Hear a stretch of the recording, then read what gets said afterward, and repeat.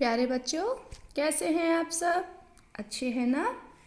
तो आज मैं आपकी पाठ्य पुस्तक आकृति के पाठ 18 पेड़ की बात पाठ का भाष्य ज्ञान कराऊंगी।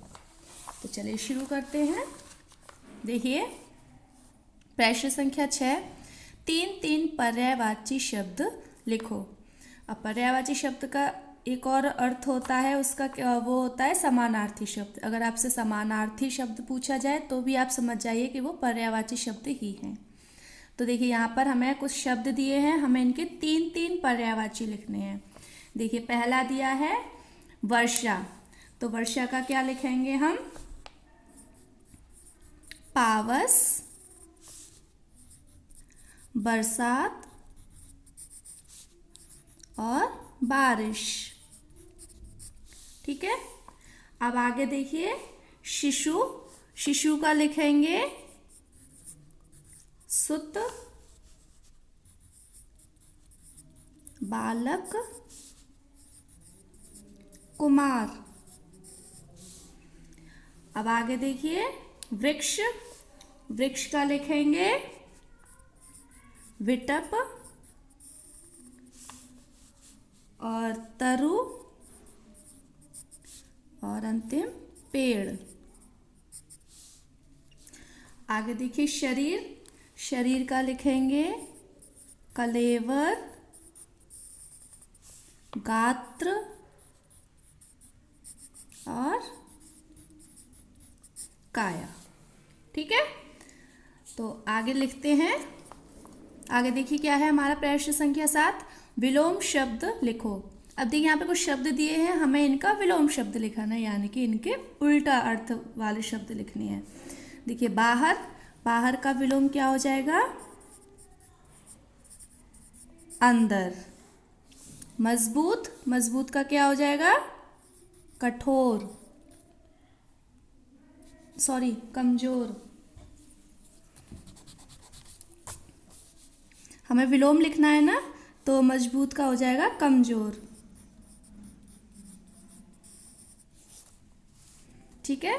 तो आगे के जो शब्द दिए हैं इनके आपको स्वयं से विलोम शब्द लिखने हैं।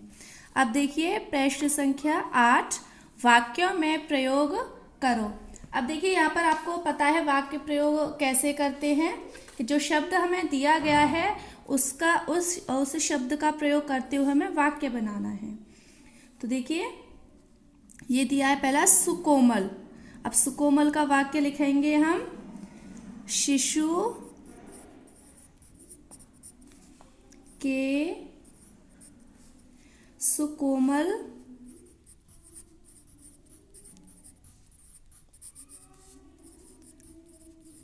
अंगों की मालिश करनी चाहिए। ठीक है। तो आगे के जो शब्द दिए हैं इनका आपको प्रयोग, इन शब्दों का प्रयोग करते हुए आपको वाक्य बनाने हैं। अब देखिए, प्रश्न संख्या 9, निम्नलिखित शब्दों के संधि विच्छेद करो। अब आपको मैम ने संधि विच्छेद तो कराए थे और आपको अच्छे से समझ में भी आ गए होंगे कि संधि विच्छेद कैसे करते हैं। देखिए, पहला दिया है हितोपदेश। अब हितोपदेश को लेते हुए हितोपदेश जो शब्द है हमें संधि विच्छेद करना है। देखिए, तो इसका लिखेंगे हित और उपदेश। ठीक है। अब आगे दिया है वनौषध। वनौषध का लिखेंगे वन और औषध, है ना। आगे दिया है लोकेशणा। अब लोकेशणा का क्या लिखेंगे? लोक और एषणा। ठीक है। अब आगे दिया है सिंधूर्मी। अब सिंधूर्मी का क्या लिखेंगे? सिंधु, यानी कि जहाँ धा पर ऊ की मात्रा है वहां पर हमारा यहाँ पर क्या होता है? ऊ हो जाएगा और यहाँ पर हो जाएगा उर्मी, ऊर्मी, सिंधूर्मी। ठीक है। अब अंतिम दिया है रमेश। तो रमेश का क्या हो जाएगा? रमा और ईश। ठीक है, तो ये आपके संधि विच्छेद हुए। अब देखिए गतिविधि कार्य। गतिविधि कार्य में क्या है? क्या कभी ऐसा हो सकता है कि सूरज बिल्कुल ही ना निकले? लिखो यदि ऐसा हो तो क्या होगा। तो ये तो आपको खुद से करना है कि अगर मान लीजिए किसी दिन अगर सूरज नहीं निकलता है तो सोचो कि इस पृथ्वी पर क्या होगा।